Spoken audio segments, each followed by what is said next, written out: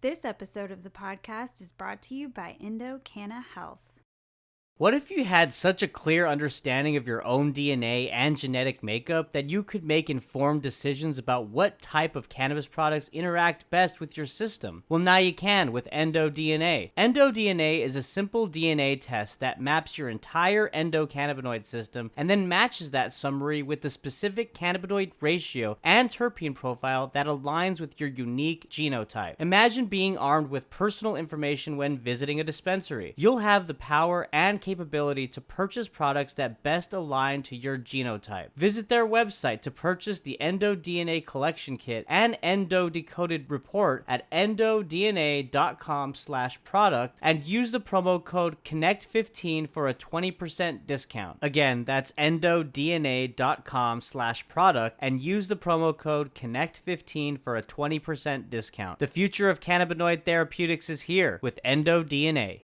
Hello again, my fellow people of the plant. In this episode of Cannabinoid Connect, I'm talking with Hirsh Jain. He's the founder at Ananda Strategy, which is a consultancy that serves many of California's leading cannabis brands and retailers by helping guide their competitive licensing efforts, expansion strategies, regulatory compliance, and M&A activity within California. Prior to founding Ananda Strategies, Hirsh was the director of government affairs at Caliva, a leading California cannabis brand. Before that, he was the West Coast Director of Government Affairs at MedMen, a national cannabis retailer. And prior to working in cannabis, Hirsh was a government affairs manager for Airbnb. During our conversation, we discussed the evolution of the California retail cannabis market. We discussed strategies for mitigating the illicit market in California. We talk about the environmental risks and challenges faced by the California cannabis industry. We also pull out our crystal ball and discuss the future of delivery and direct to consumer in California cannabis. Last, we discuss federal legalization, interstate commerce, and the future of California cannabis. So I hope you enjoy my conversation with Hirsh Jain, the founder at Ananda Strategy, as you watch or listen to this episode of Cannabinoid Connect.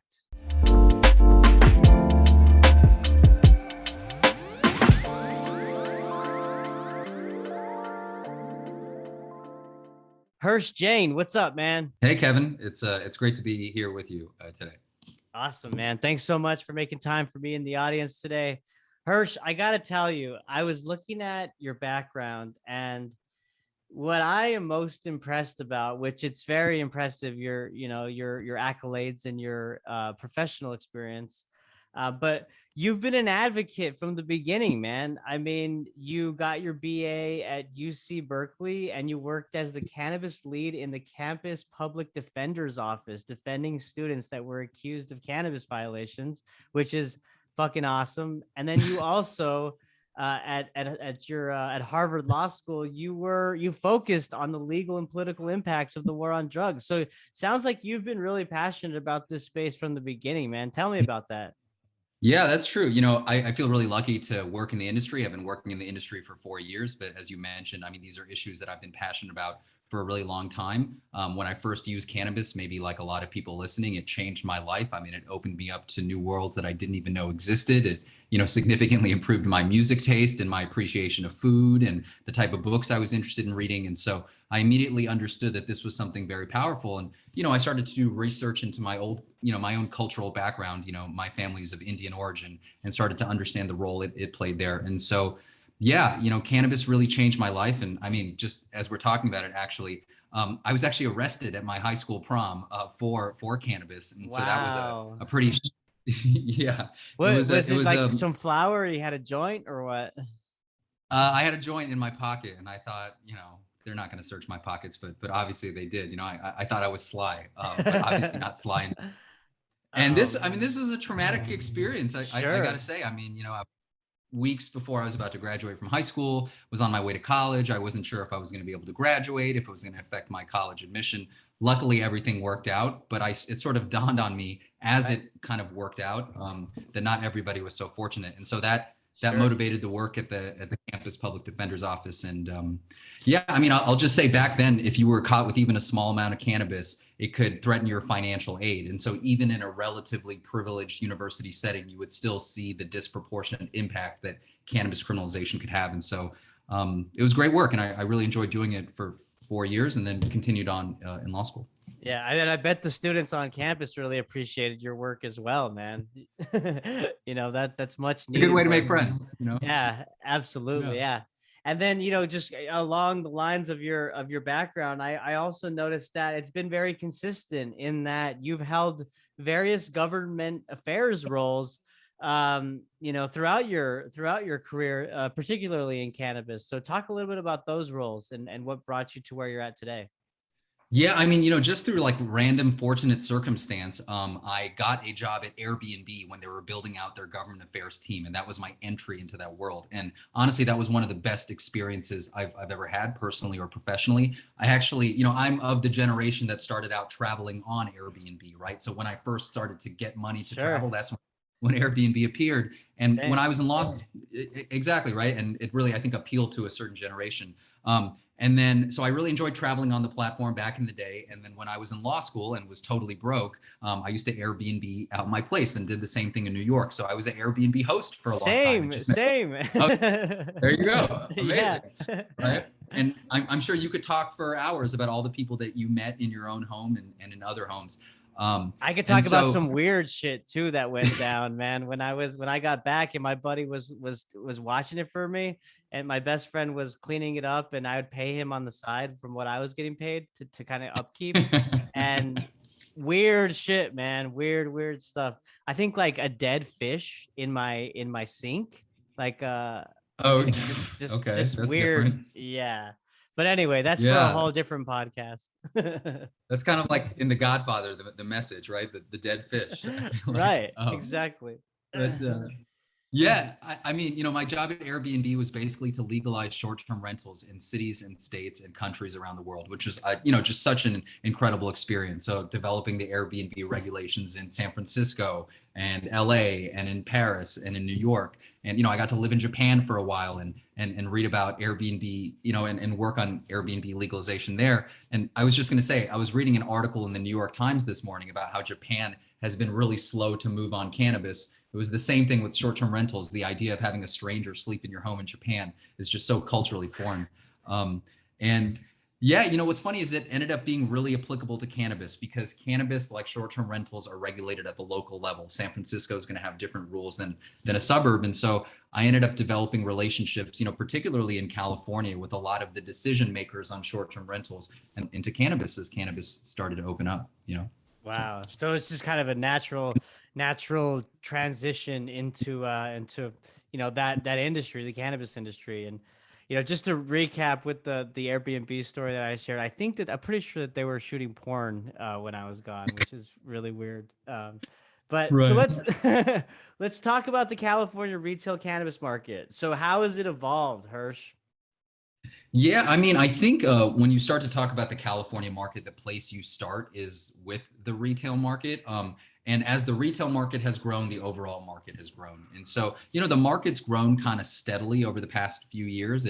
Right, the first year of adult use sales, it was like a $2.5 billion market. The next year, it got up a little bit above three. Last year was 4.5 billion. This year, it's going to be a little higher than 5 billion. And so, more and more cities in California have started to open up, and that has boosted legal sales. I will say, like the short snippet on the retail market is, we are now seeing more promise than ever that California is going to realize its full potential. And yet, I think the challenges that the retail market experiences are greater than ever. So it's sort of like a tale of two cities, where you see increased appetite for retail cannabis, and yet in many ways the state can't seem to get out of its own way. So it's both promising and frustrating. And just, I guess one snippet I'll add is, there's 820 retail cannabis stores in California.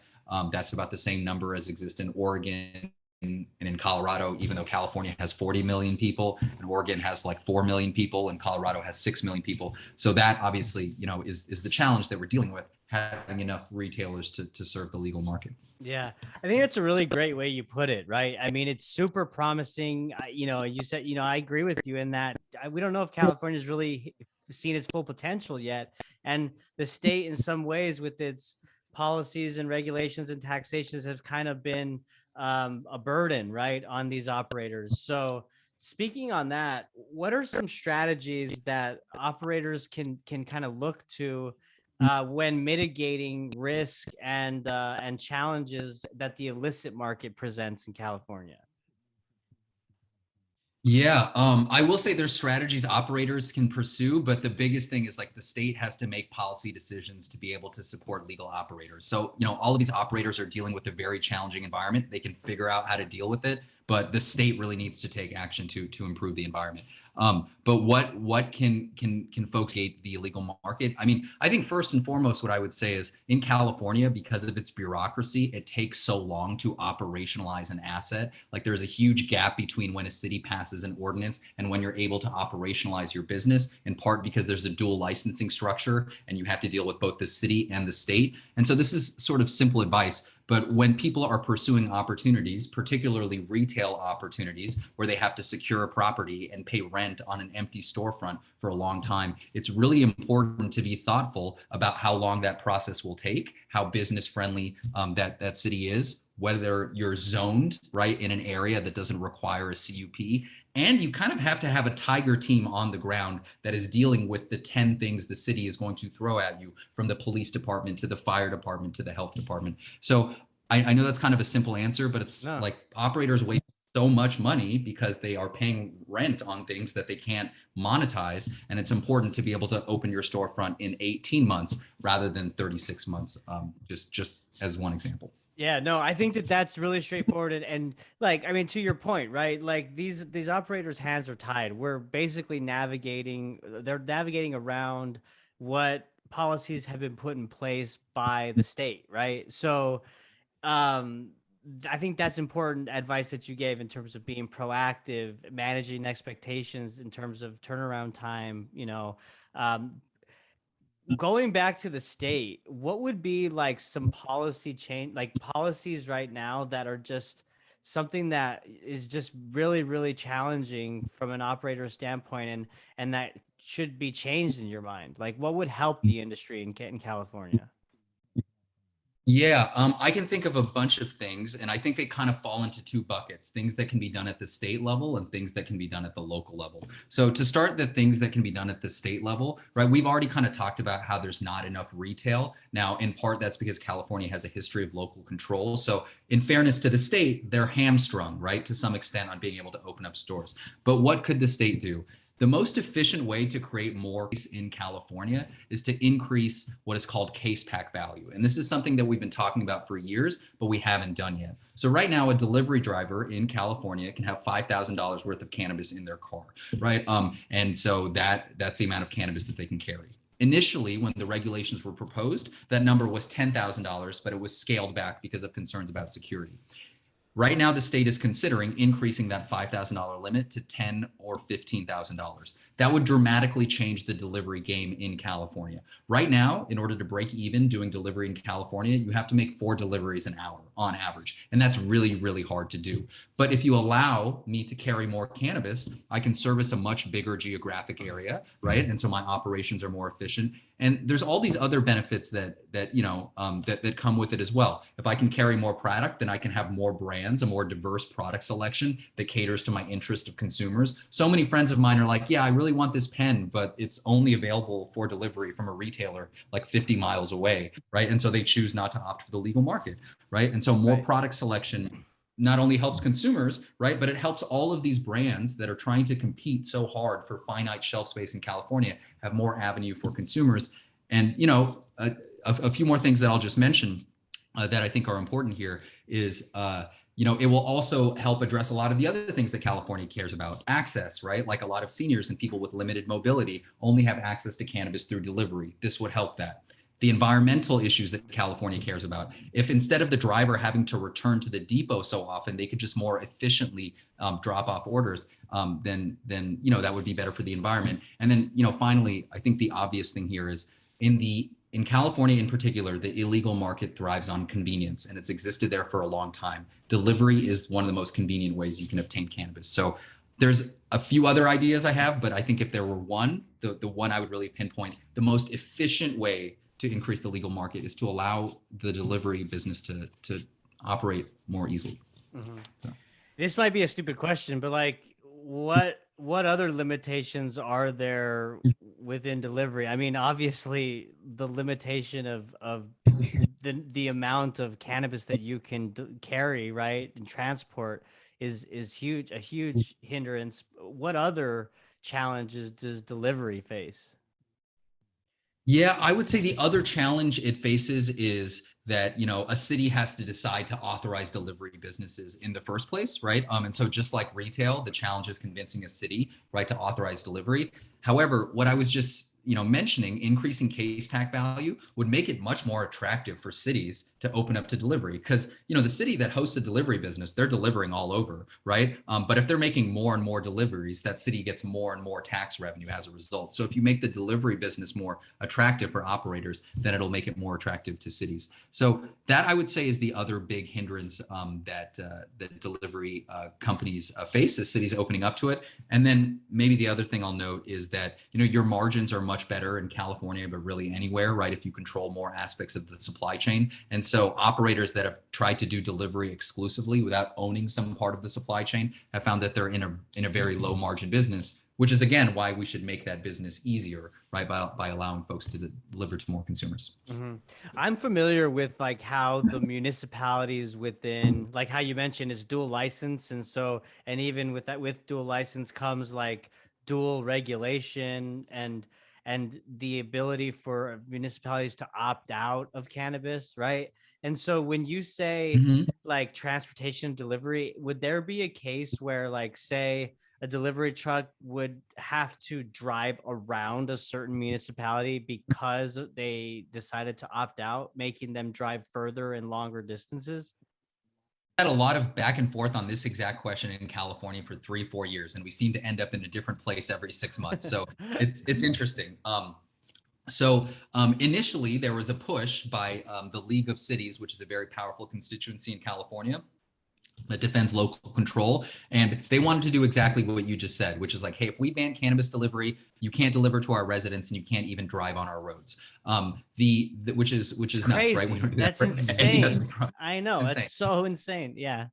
It's nuts, right? This is a legal product. It makes very little sense, especially in this world we live in now where everything gets delivered, right? Right. Now, to its credit, the state of California did not take the bait there. They issued a regulation that is known as the outside in rule, which basically said, hey, city, like if you want to ban cannabis delivery and don't want to license delivery businesses, that's your business, but you can't stop a licensed delivery company from a neighboring city from being able to deliver to your resident, right? Which is pretty reasonable, That's right? reasonable. Yeah. It's pretty reasonable. And they went so as far as to say, and you know what, even if you don't want a license delivery, but you still want to tack on a fee, right, for people making deliveries in your borders, you can do that, right? So pretty reasonable. If you want people to use your roads, you can charge a fee for it. Unfortunately, and this has been happening a lot in California cannabis, right? A regulatory agency will issue a rule and then a judge will invalidate the rule. So what happened is a judge basically invalidated the outside in rule that said that delivery companies can deliver to neighboring jurisdictions. So since then, we've kind of been in a legal limbo. But what cities have decided is, especially like in this COVID era, it's probably not worth our while to set up sting operations to like catch delivery drivers. So the complicated answer to your question is we're operating in a murky gray area. If cities were actually able to ban deliveries into their city from neighbors, the delivery business would be unsustainable. It by definition requires that you can access all those markets. But thankfully, no cities out there have decided that that's their priority right now, setting up those stings. So Thankfully, yeah. I mean, I think that our law enforcement can put their manpower, women power, and resources into other things at this point, right? yeah, it seems reasonable. Yeah, yeah. Yeah, for sure. So, hey, speaking on the lines of delivery, last question on this is, you seem to know a lot about it and you're passionate about it. So, if Hirsh Jain had a magic wand and you flung that baby and you just pointed it, and what would the future of delivery and direct to consumer look like in California? Yeah, I mean, this is going to be a pretty basic answer, but I would want the future of delivery of cannabis to look like the delivery of other goods, right? I don't think we should have arbitrary restrictions on the amount of product that you should be able to carry. I think, again, there were security concerns about delivery, the idea that these people would be rolling around with a bunch of product in cash. You know, I'm sympathetic to that, and I wish we didn't have a cash-based cannabis industry, and that does create a public safety threat. Yet a lot of those a lot of those things haven't borne out. The number of regulations that come along with delivery, the kind of case you have to carry it in, which is super expensive, setting up a GPS system, which is super expensive, making sure the driver actually owns their car. All of those things are additive as costs. And there aren't things that we see in other industries. So if I were to wave a magic wand, delivery would resemble the way we deliver other consumer goods, which seems to be working out just fine. And I think that would go a long way. And then also on your point on DTC, we've been talking about how California is increasing its retail licensing, but it's going so slowly. I think we need to leverage the internet, right, to allow brands to directly connect to consumers and to not have retailers exist as a bottleneck to the ability of consumers to buy legal cannabis, right? And so that's another encouraging thing that we're starting to see. Mm-hmm. So now this is going to be the last thing on delivery. I thought of another thing as you were talking, but you mentioned safe banking, or you mentioned the fact that the legal cannabis industry is currently a cash business, due to the fact that large institutions are hesitant to step in because of the federal illegalities, right? So the federal prohibition. So in your experience working in the California cannabis market, have there been a lot of issues in terms of crime and theft and burglary among these drivers, these delivery drivers? I would say it certainly has been an issue. I can think of at least a half dozen instances in the years I've been working in the California industry where this has happened to someone that I know or tangentially related to me. So it definitely is happening. I think when these things occur, they tend to get, garner more attention than they would in other less salacious industries. And so statistically, I don't know how it compares, but I certainly have heard of it happening. I would also say, putting delivery aside, one thing California did experience during the summer of 2020 was a lot of organized, looting of dispensaries because they had a lot of cash on them. And so, I know a number of operators well whose businesses were devastated by that kind of a coordinated attack on dispensaries in particular, who obviously have a lot of product and a lot of cash. But hopefully, if we're talking this time next year, that problem will have been solved, and we won't have to talk about people carrying millions of dollars of cash on them as they go to pay their taxes, which is, ridiculous. Yeah, totally. No, and I agree. Hopefully, right? It seems like safe banking is really some low hanging fruit that our elected officials could easily pass to avoid the threat of crime and burglary and violence, as these operators are dealing in cash right now. It's insane. Yeah. And go ahead. I'd also say this is particularly relevant to California because the well-capitalized operators in California, they have bank accounts. So it's still a pain for them to operate in cash, but the burden is less in there. I think, though, if you look at the evidence, one of the great things about California is it's been very, it's been a leader on passing social equity programs in the major cities across the state. But so many of those applicants have found themselves in a pickle because they don't have access to capital, right? And it's people who don't have rich uncles that are most in need of access to the financial system. And so California sort of crystallizes how passing a social equity program without enabling financial access for the people who need it most is destined to be challenged. And I think there's a lot of us who are very supportive of those equity programs, but any objective look at the results there, I think, there has to be some lessons that we need to learn there if we're going to be more successful in states like New York, for example, who are, on the verge of having hundreds, if not thousands of social equity licensees come online. Yeah, Hirsch, no, that was well said, man. I totally agree with you. And, what's so perplexing when we look at federal legalization efforts right now, right? It's particularly among the three senators, Cory Booker, Ron Wyden, and Schumer. They talk about comprehensive reform, which of course we all want that, right? Of course we do. And we want social equity to be up front. But to your point, if they're not thinking about capital, this is an expensive industry to get in, right? In any aspect of it, whether you're cultivating, if you're owning a dispensary, if you're running an online e-commerce business, there's challenges. It's expensive. It takes capital to get in.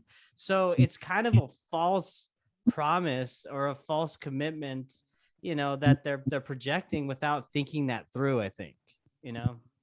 Yeah, 100%. I agree with everything you said. And I would just say cannabis reform has always proceeded incrementally. I can't think of a single example of cannabis reform that was sort of immediate. We've already always taken baby steps. And Like you said, right? I mean, it's one thing, and you've seen this at the local level, at the state level, and maybe now at the federal level. It's one thing to pass a policy that is much heralded because it has the word equity in it. It's another thing to, develop and implement a structure that enables people to actually build generational wealth. And at least at the local level, I've seen a lot of elected officials who are interested in that headline, we passed this social equity policy, but are less concerned, we said, involves capital. Like that's super important.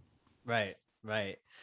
Yeah, I mean, it's going to be interesting how it plays out. I bring up safe banking, obviously, because it's timely, right? We know that the House has voted the amendment of safe banking within the National Defense Bill, which has now moved on to the Senate. So we're going to see, right, how that plays out in the Senate. And if Schumer and those supporting senators are going to back it and say, hey, let's do this, or they're going to hold this thing hostage until the midterm elections are over, and that's kind of where I'm leaning at this point. But I hope I'm wrong. I really do. Yeah. Yeah. Speaking of federal legalization, so let's talk about rose-colored glasses on. We come to a point where the potential for federal legalization happens. What does the future of California look like in that era? Yeah, I think first, I think it'll take a long time for federal legalization and interstate commerce to happen. I think that's a scenario that plays out again incrementally, not as a light switch, and something that plays out in 3 to 5 years. I think interstate commerce has the potential to benefit California tremendously and a number of other states that cultivate really good cannabis. I think Oregon is another example of a state that would really benefit from access to international markets. I think, again, the unfortunate news is that is 3 to 5 years out. So the California industry is facing a ton of challenges. Interstate commerce would help with them, but I don't think it's going to come soon enough. But why would interstate commerce be beneficial? I mean, the simple answer that I'm sure most folks know is California is dealing with an immense supply-demand imbalance in the state right now. There are 7,000 licensed cultivators in California. And as we were discussing earlier, there's only 820 retailers. That supply-demand imbalance is contributing to a drop in cannabis prices in California.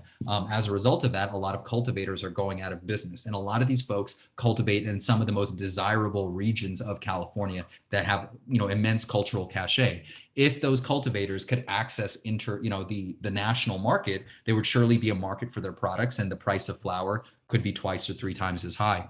So I think California will benefit significantly from interstate commerce, but I think unfortunately we're likely a few years out. And I guess my simple reasoning behind that in this Congress, for the reasons we were just discussing, I think there's a really good chance that the Republicans take at least one house of Congress in the midterms, if passed is, an indicator here. That seems like it would put the kibosh on things. And, also there are a bunch of large multi-state operators who don't want to see it happen overnight. There are equity applicants. An equity applicant in New York doesn't want to see this happen overnight. It's a state regulator that is defensive of their ability to regulate within their states doesn't want to see it. And so I think we're many years away from that, unfortunately. Mm-hmm. Yeah. I also want to ask you about the other sleeping giant, and that is New York. You touched on New York. They go online next year with sales, right? So I've talked about the narrative of King Kong and Godzilla, and so where does New York and kind of California, how do they play with each other in this country, in this market? What does that look like? What does the relationship look like?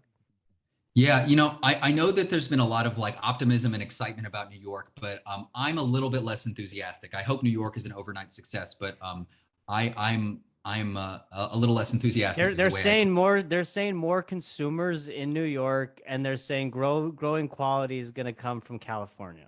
That's what I've heard. Yeah, I mean that sounds plausible to me too. I will say that the way we talk about New York right now reminds me of the way that we would talk about California in 2017, that once this adult use market turned on in 2018, it would be rosy and it would be super exciting. And we see that hasn't played out that way. I would say New York has a ton of potential. I mean, everybody knows it's the center of commerce right in the country, if not the world. I would say here's why I'm a little skeptical. One, New York has a really entrenched illegal market, right? I think no other state can compare to New York and California when it comes to having an entrenched illegal market. And we've seen that makes it really challenging for legal operators to operate. I don't know if you've lived in New York, but I've lived in New York, and the delivery game in New York 10 years ago was on point, and I'm sure it's gotten even, sort of better now, right? Yeah. Those are real businesses running there. So that's a challenge, right? And I think California, instead of acknowledging that challenge, chose to compound it with problematic policies. And my concern is that New York might do the same when it comes to taxation. I'll mention a couple other challenges, and then I'll get to the positive. But I think that the illegal market, that's one thing. The second thing is when I watch, New York's law, and I think a lot of people are properly enthusiastic about the fact that it had the most robust equity provisions out there. I just can't help but think about how excited people were when Illinois' law passed, right? And how this was the most equity-centric law in the country. And yet here we are nearly 2 years later. Very few of those licensees have come online. There have been a series of lawsuits. And I hope things don't play out that way. But I could see those same licensing delays making it very challenging for those operators. And I could see a bunch of folks tying up real estate for a long time and being caught in New York's licensing process and not being able to operationalize those businesses. So I think that's a challenge. Now, I guess the more optimistic way of looking at this, one of the things New York has going for it is it borders a bunch of states that are going to be opening their own cannabis economies. There are a few things that are a bigger motivator than people driving across the border to purchase cannabis. Even governors that don't like cannabis, they seem like when people are buying cannabis from other states, that seems to rile them up and to get them moving. So I think that's one thing that New York really has going for it.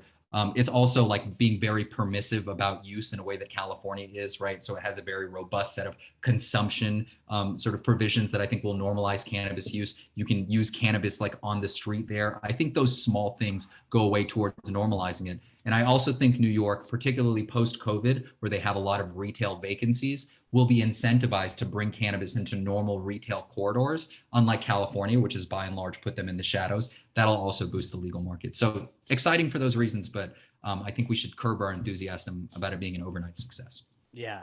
I mean, curbing our enthusiasm overall within the industry right now, I think is a smart play, just because, again, how early we are. I've heard first inning, I've heard second inning. I think we're stepping to the plate. I don't know. But it's interesting how it's all going to play out. And I would be remiss to ask you, Hirsh. So let's talk about Ananda Strategy. So tell us about your consultancy. You're the founder. Tell us about the services you offer and the value that you're adding to the industry. Yeah. So Another Strategy is a consultancy that serves a lot of California's leading brands and retailers.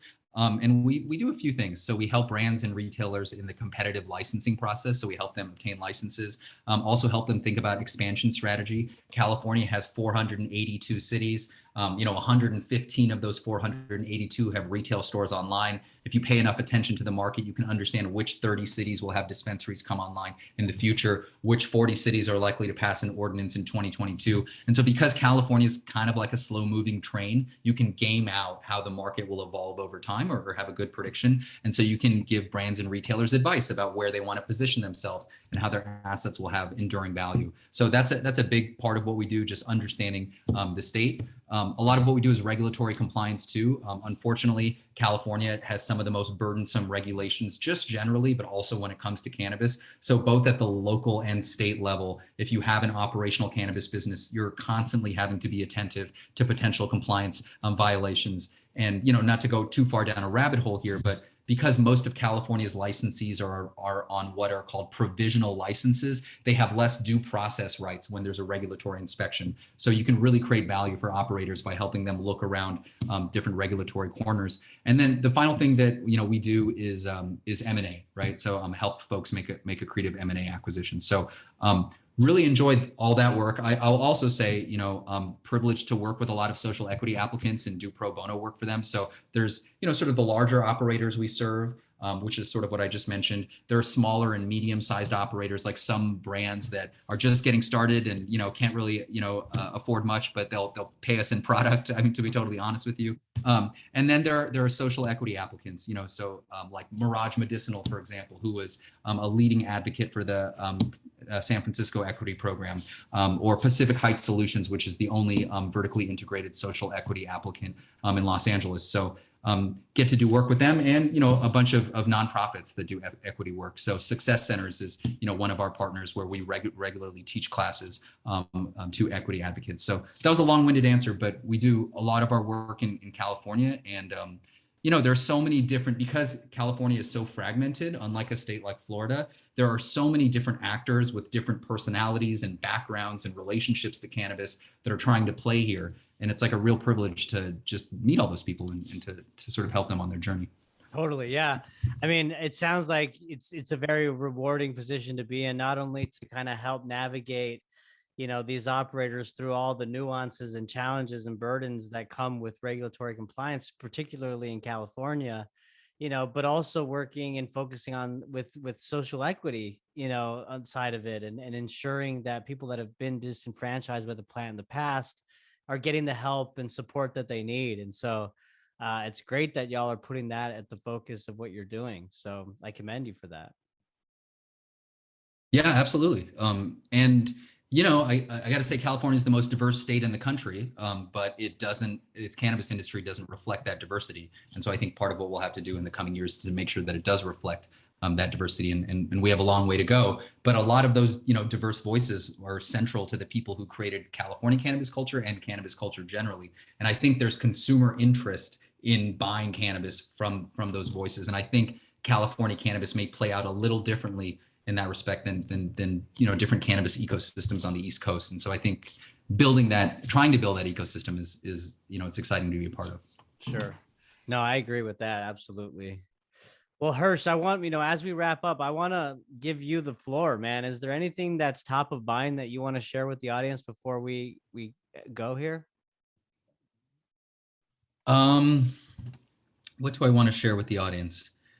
Well, I don't know. I guess maybe one thing that I would flag is one continued risk to the cannabis industry that is being talked about more, but isn't talked about enough, is just environmental risk. So as our society gets more serious about climate change, and I know this is kind of a bummer to end on, but we're starting to understand how energy intensive cannabis cultivation, particularly indoor cultivation, is. And I think supply chain are going to have to start adapting in order to survive going forward. And I think nowhere will that be more true than California, which has always been a leader on environmental regulation and things like gas mileage. And so a lot of the incumbent actors in California are going to have to adapt to that. And just as things often happen, as California makes that shift, other states will make that shift. And so I think that's one thing worth surfacing here at the end. Yeah, I mean, we can talk about that. It is important. And I know that has been a challenge, at least on the indoor cultivation side, right? Because of how much power and electricity is used to power, those facilities. And so are you seeing any companies or the state itself taking any steps to address that issue? Yeah, the state is likely to issue an LED light mandate in 2022 or 2023. And right now it's soliciting public comment on that. If implemented, that would dramatically reduce, the footprint of a lot of these facilities. But, as that requirement is structured now, that would kind of put a lot of these folks who are already struggling to make it out of business. So that's the tap dance I think you're going to see in California in the coming years. As this becomes more of an economic engine, there will be increased political support to not overregulate this business, and properly so. However, that will abut against a strong environmental lobby that will properly point out how destructive some of these facilities are. And so we're going to, it'll require some political leadership in this state to be able to marry those two things. And I hope that person comes along soon, because I haven't seen them. So fingers crossed. Hey man, yeah. Well, hey, I've really appreciated talking with you today. You're super informed and have tons of insights as it relates, to the cannabis landscape in California. I mean, thank you so much. Where can people find y'all's website and social media if they want to learn more? Yeah, my website is anandastrategy.com. That's ANANDA strategy.com. That's my website. You can also send me an email. That's hirsh@anandastrategy.com, HIRSH @anandastrategy.com. We're also on Twitter. So look me up on Twitter, Hirsh Jain. I'm on there often, and obviously follow you, Kevin. But yeah, feel free to drop me a line anytime. Awesome. And I'll be sure to include those social media links in the YouTube description box so y'all can find Hirsh. Hirsh, as things evolve in California, if major, regulation has reformed and changed or new policies are implemented, let's have you on, man. Let's talk about it. You're on the front lines there, so I'd love to have you back to share those insights. Totally. I'd love that. And I really enjoyed the conversation, Kevin. So thanks for having me. Awesome, man. I did as well. I know the audience did also, and I want to thank the audience for listening. We'll talk to you guys next time. Bye.